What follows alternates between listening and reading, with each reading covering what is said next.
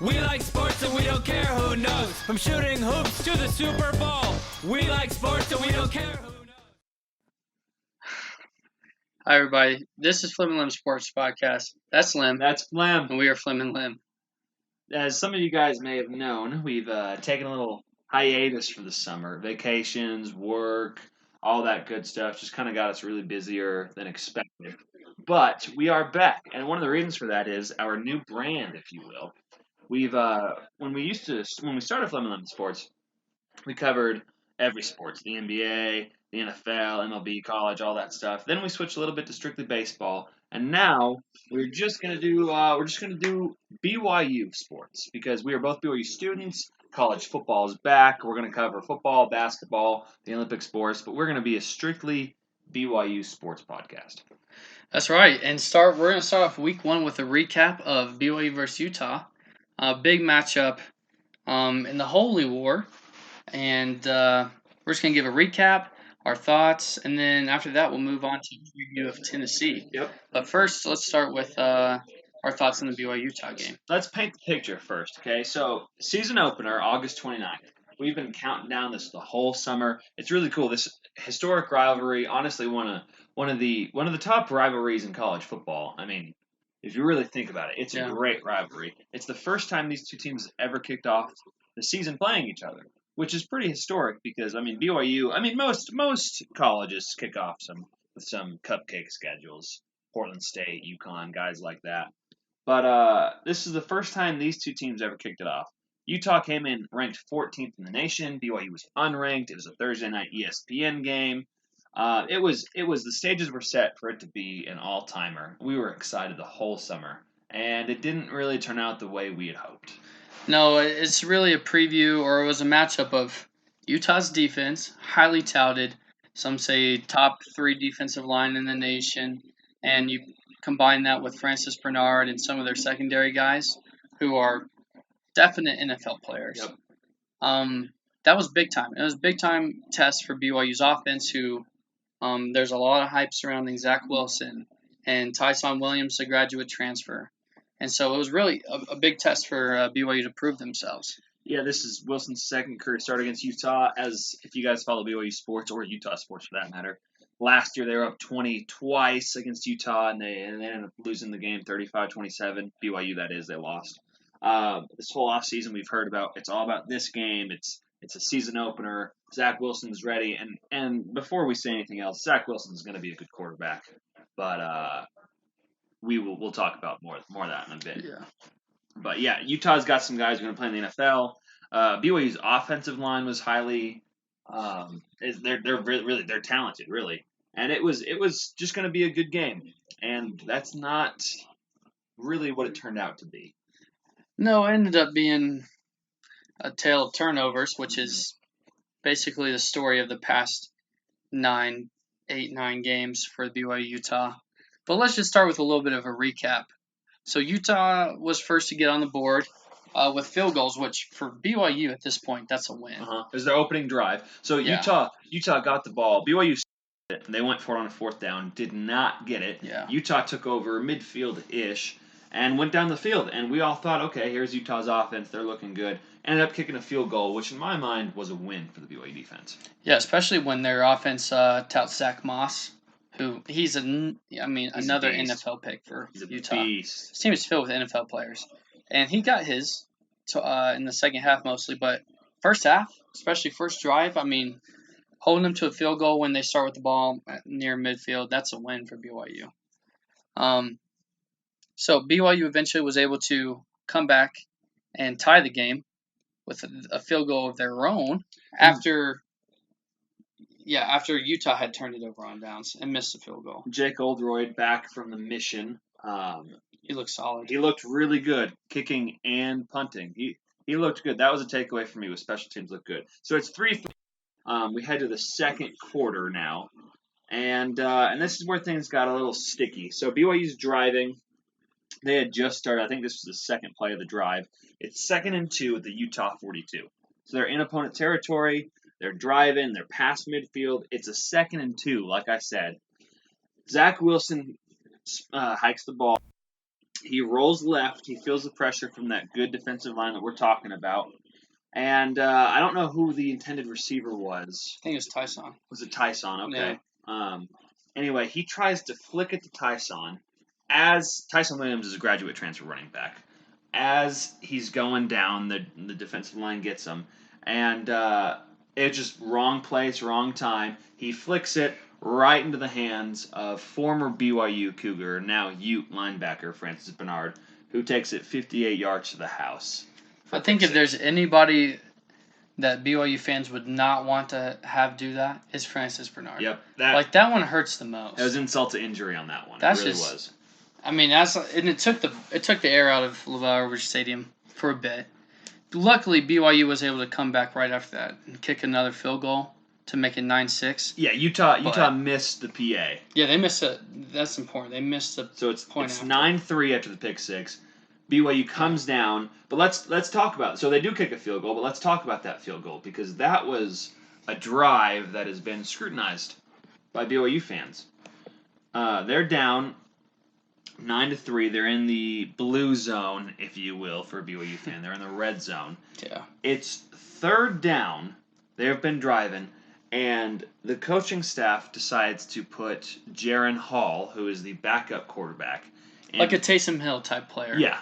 Like he's an athlete. He's just a Versatile. great athlete who can throw as well.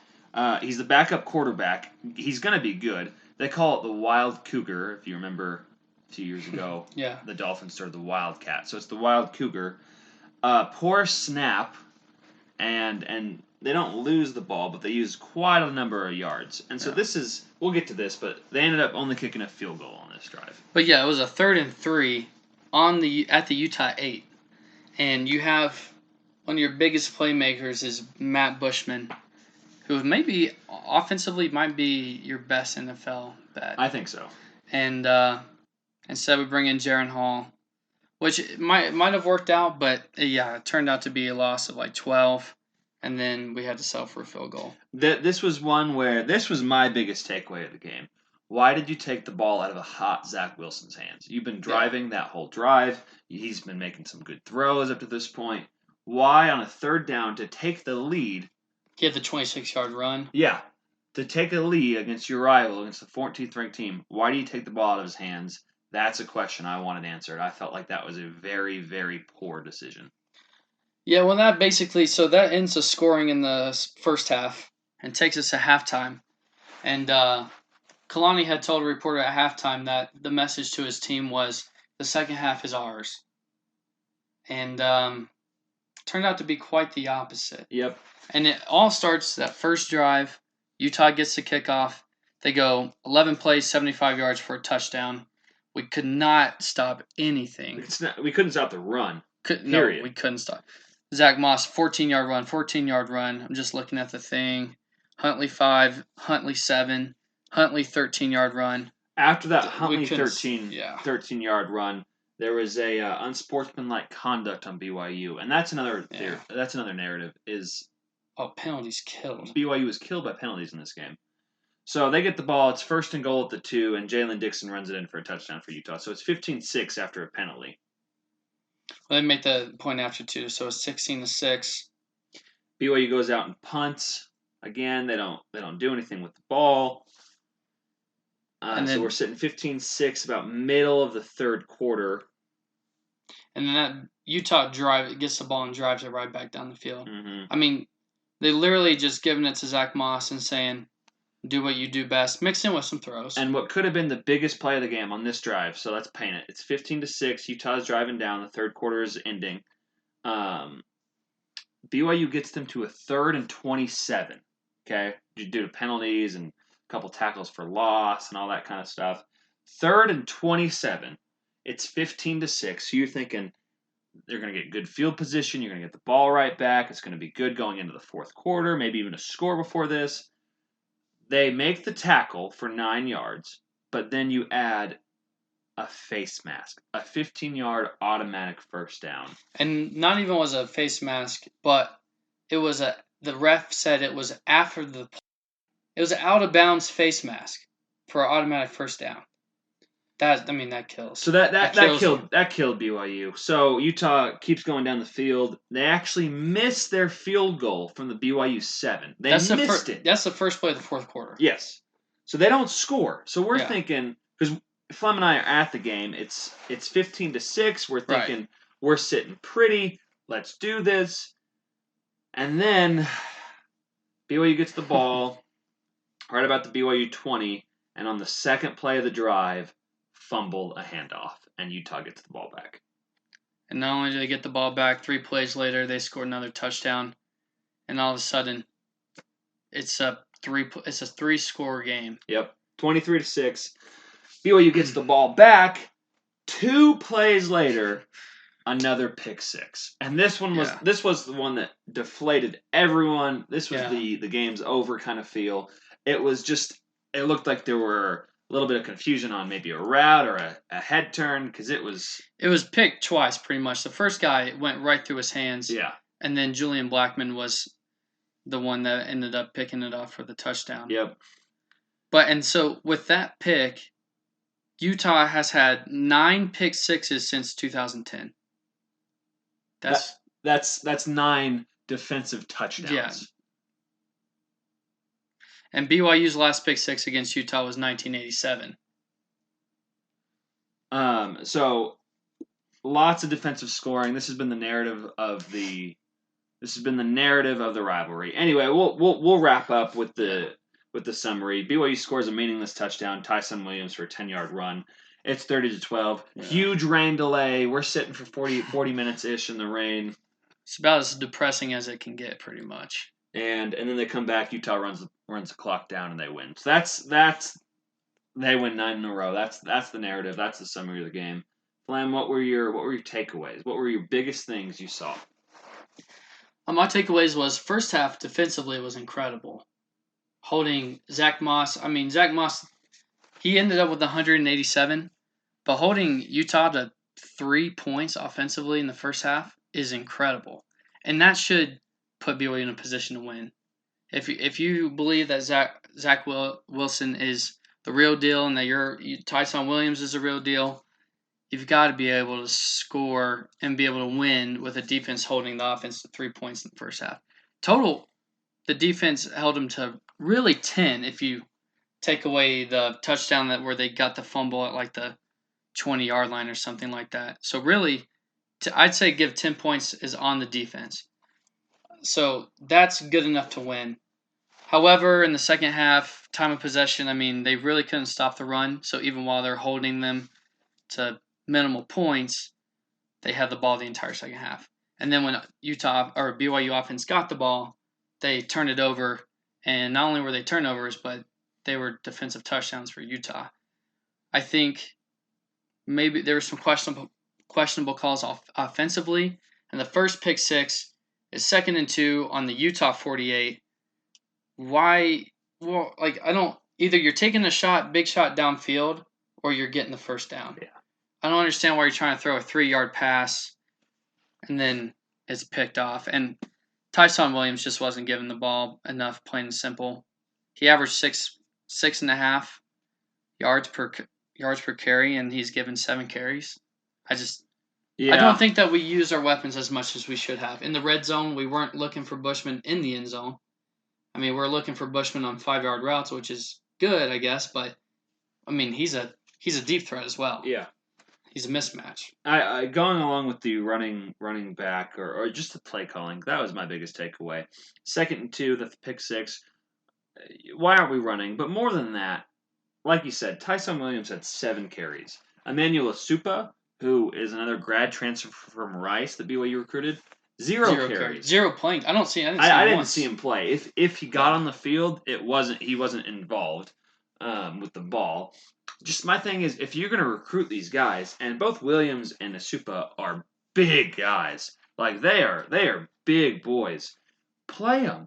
I don't understand why Lopini Katoa was the 3rd and short back, 3rd and 1, 3rd and 2, 3rd and 3. He got 3 carries for 3 yards. What That's not. I don't understand that in the slightest bit.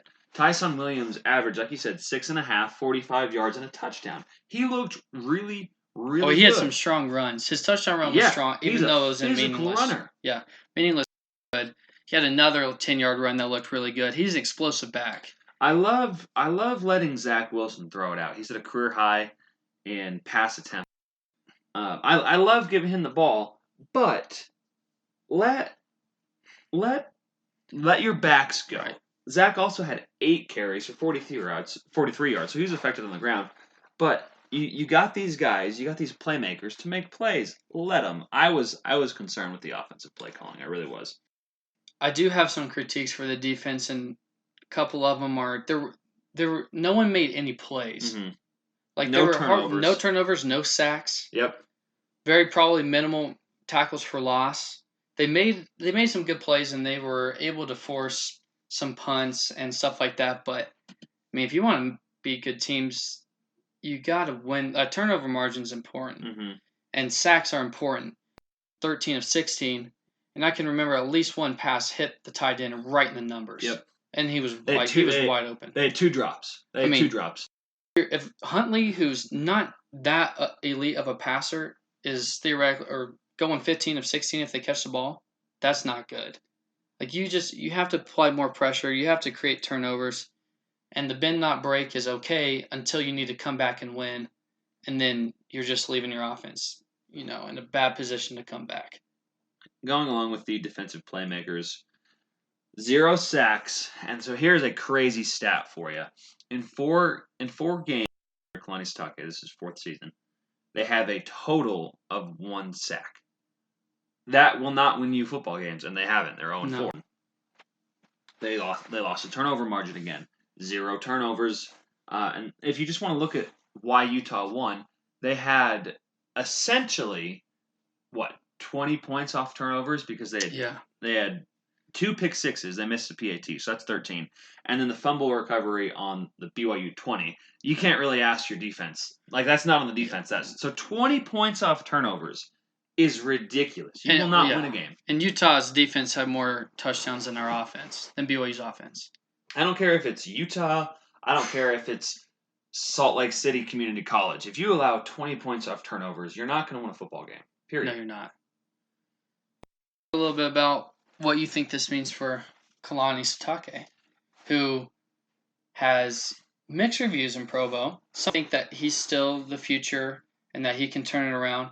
Some people look at the numbers and say he's not producing. So where's his situation? BYU has 3 self-proclaimed rivals in Utah, Utah State, and Boise State. In 4 years with Kalani Sitake, they are 1-9. Granted, Utah's been really good. Boise State is typically ranked, and they have a good chance to go to a New Year's Six bowl. Yeah. And Utah State's been better the past couple of years. But 1-9 against your rivals, 0-4 against Utah, obviously, because they've lost 9 in a row.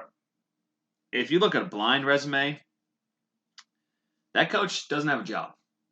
If he has that record in the SEC, he's gone. I straight up. Period. He's like, if you are coach for Auburn and you're 0-5 against Alabama and 1-9 against your other rivals, you're gone. I mean, or 0-4. Another great talking point is Jim Harbaugh at Michigan. He's a great coach. Michigan's really good. Beat Ohio State. If he doesn't win this year, he's on a hot seat. He's probably there's a good chance he gets fired, or at least next year if he can't beat Ohio State, even 10-11 games, Big Ten title. Yeah, it's just Kalani Sitake has done some really good things, but if you can't teams, I don't know. And the reason for that is because usually your rivals, you're also recruiting wise. Yeah, the more that Utah beats BYU, the more recruits are going to go to Utah. I mean, that's just how it is. And BYU, I think, will be able to turn around eventually, but they're making it harder on themselves by continually losing and losing pretty embarrassingly. Yes. Like you kind of make yourself look like a fool a little bit in some of these plays.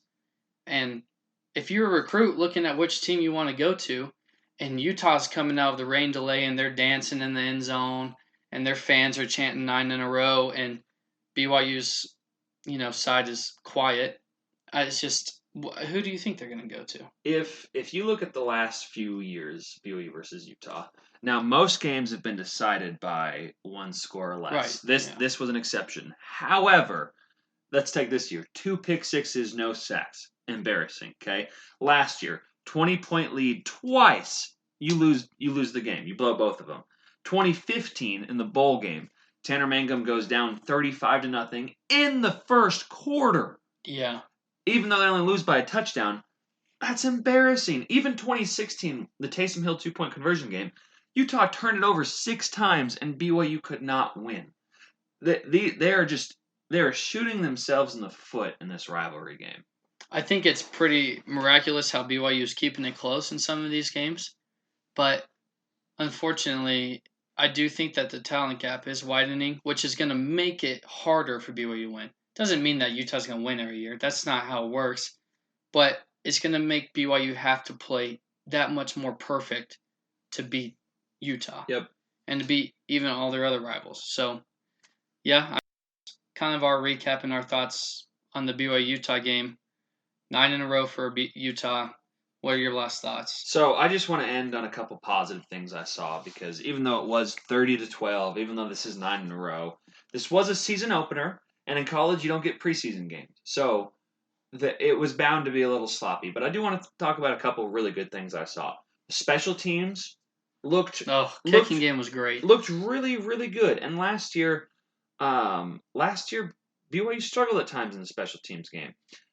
Jake Oldroyd hit both of his field goals, 37 and a 32-yarder. He had like a 7, close to, I don't know the number, but it was like a 60-yard punt at least. 56-49. Pretty solid. He outpunted Utah, and they outkicked Utah, which, if you know anything about Utah football, they pride themselves in their kicking, and they're talking about NFL guys. They've won, I think, 4 of the last 8 Ray Guy awards. I'll have to check that. But, they pride themselves in these. And BYU special teams looked really, really good. Diane Gawalaku had some amazing tackles for special teams. Well. A couple other things I liked on the defensive side of the ball. Again, Diane Gawalaku, leading tackler, or second leading tackler, I think. He looked really good. Kavika Fanua, who was a running back at the start of camp and ended up moving to linebacker, I was impressed with him. He ended up having 7 tackles, started in the second half. There were some things that I saw that I was impressed with. Yeah, I did think our defense, besides big time plays, they were pretty sound, I guess, with their roles and stuff like that. The linebackers played well. I think our secondary played well. Our secondary played really well coming up to make tackles from the secondary, especially on Zach Moss. I mean, yes, we can talk about our defensive line all day, and they didn't make many of them, had 2 tackles. Mm-hmm.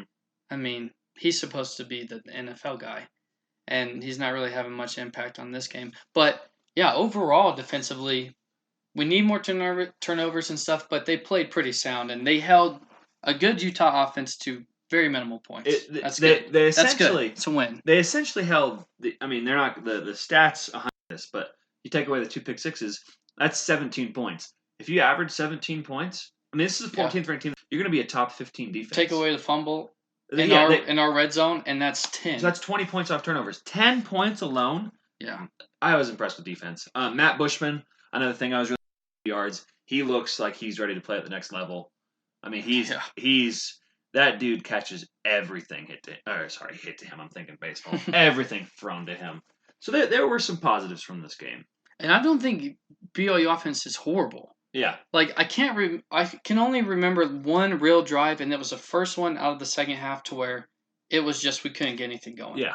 Other than that, we were driving it, or we just turned it over at the very beginning. But I don't think that BYU is going to be horrible. I think that the final score reflects worse upon BYU. Yeah, and the final stats. Zach Moss had, 181 yards rushing. A lot of those came in the fourth quarter, and this is no excuse because he's a great talent, great player. But after the rain delay, there were about 9.5 minutes left on the clock, and it was clear BYU wanted to end the game. Oh, yeah. They didn't. Yeah. If I'm remembering correctly, there was 9 minutes where Utah held the ball. They ran out the clock for 9 minutes because BYU didn't care anymore. and Zach Moss had most of those rushing yards. Now, like I said, that doesn't take away from him. He's a great player. He had some great runs, but Yeah, the stats are a little bit bumped up. Okay, well, that's it for our BYU and Utah recap. Some positives, some negatives, but either way, we got a whole season to play. And our next opponent is Tennessee. The Volunteers in Knoxville next Saturday. Tennessee just suffered probably the worst defeat in week 1. embarrassing. Losing to Georgia State. Won 2 games last year. Georgia State. And they lost at home, and they paid Georgia State $900,000 to play them. So Georgia State got $900,000 paycheck, and they got a win in Knoxville. Whew, not a good start for Jeremy Pruitt and his team over in Knoxville. They allowed 213 yards to Georgia State rushing. So I better see some Tyson next week. Here's a question for you: Who has more pressure? Who is this game more important for, Tennessee or BYU? Because these are two fan bases that hate losing. I'd say BYU because losing to BYU for Tennessee is much better than losing to Georgia State. Yeah. And I saw that early Vegas odds had Tennessee as a 2-point favorite, which is embarrassing for BYU, frankly. Yeah. After they just got smoked by Georgia State. BYU, I don't know how BYU's not the favorite, but I think if BYU loses, then you're 0-2 going into USC and Washington, and at that point, how much morale can you have to finish that out, the first 4? Here are a few stats that stick out for the Tennessee game. I didn't watch but a couple minutes of it and saw the highlights, but Flem said they allowed 213 yards rushing to Georgia State. Tyson Williams better have 20 carries. No, Georgia State's a running team, but that's for SEC football defense. Jeez. So Tyson Williams is going to get the ball. He better. You can riot. You can just take that right now. Or we riot. Tennessee turned it over 3 times, so maybe an interception, 2 fumbles. So maybe look for some. Hopefully BYU can make some play about. But the other one is 404 yards of total offense. Now that's solid. 311 yards passing. That's pretty good. Pretty solid. So it's not Jarrett Garantano. Yeah, I'm gonna butcher that, but I probably just did. He threw for 311. He's not gonna be Tyler Huntley. Okay, they're gonna 40 pass attempts. Tennessee's gonna throw the ball more than Utah did. They're gonna have to. BYU's secondary is gonna be challenged more than they were last game. Yes. And that is what I'm looking forward to. I'm looking forward to see how our secondary does against a more, I would say, a more pass-heavy team. They don't have the Zach Moss, so they're going to be passing. This is a huge game. This is a huge game for both teams because neither wants to start 0-2. And BYU has, after this, they have the USC and then Washington. And JT Daniels. He's out for the season. He's done.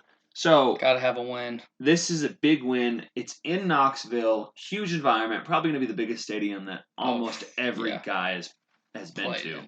Maybe at the exception of Tyson Williams because he came from the SEC. Yeah. But it's going to be a great environment. Even though Tennessee loses, their crowd still comes out. There'll still be a great crowd. You got a prediction for us, Flem? I do. I'm going to have BYU winning. I'm sorry. That was a bad slip of the tongue. I think BYU is going to win, and I think fairly high scoring. I'm going to say 38-33. Wow. Okay. So, because I think that Tennessee's defense, we have to do well against. Scoring not much against Utah is one thing, but against Tennessee, God, we have to. I also think that they might be able to throw a little bit on us. So I think BYU caught a couple breaks in week 1 outside of their own game because Georgia State exposed some of Tennessee's weaknesses, and I don't mean this in any kind of positive light, but the USC game got easier with JT Daniels, it just did. And so I'm also going to say BYU wins. I don't think I'm going to go as high scoring. I'm going to go probably 30-24. Yeah, I could see it being. Well, I said 38-33, or I could see it being 24-17. I could see it going either way. I'm calling high scoring. So, any last words? No. I think Tyson Williams needs to get the ball. That's my big thing. And I think if they do that, they can run. They're gonna win this game. Yeah, we look forward to watching next week. BYU versus Tennessee. We'll have the recap and the preview for the USC game coming to you next week. Thank you for tuning in. This is Flem and Lem.